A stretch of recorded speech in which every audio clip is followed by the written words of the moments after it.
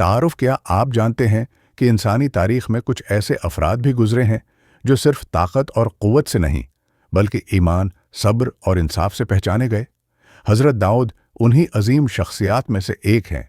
उनकी कहानी सिर्फ जंग या हुक्मरानी की नहीं बल्कि यकीन और इंसाफ का एक अजीम पैगाम है। मुश्किल दौर। इस दौर में बनी इसराइल कमज़ोर हो चुके थे, दुश्मन ताकतवर था और लोगों के दिलों में खौफ बस चुका था।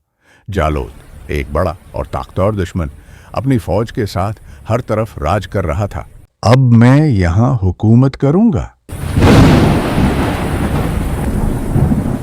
लोग लड़ने से घबरा रहे थे और उनके दिलों पर मायूसी का साया छाया हुआ था। इसी अंधेरे में एक रोशनी का ज़ुहूर होने वाला था। हज़रत दाऊद एक आम से नौजवान थे।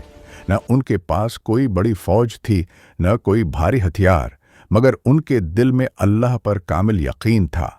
जंग के दिन हज़रत दाऊद सिर्फ एक गलील और चंद पत्थरों के साथ मैदान में उतर आए। लोग हैरान थे कि इतना कमज़ोर नौजवान इतने ताकतवर दुश्मन के सामने कैसे खड़ा हो सकता है।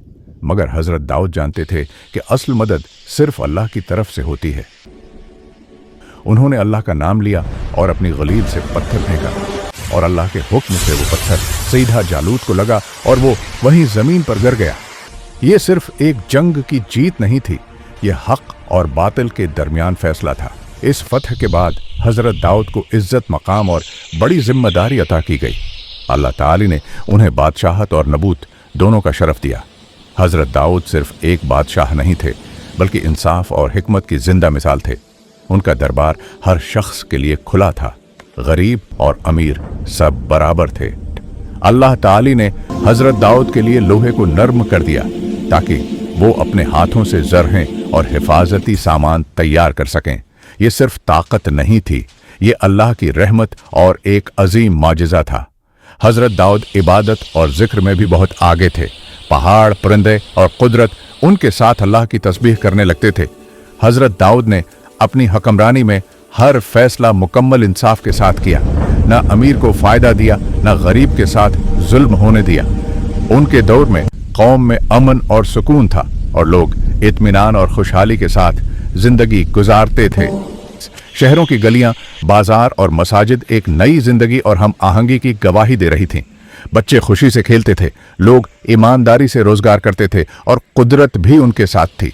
ये सब अल्लाह की रहमत और इंसाफ का नतीजा था।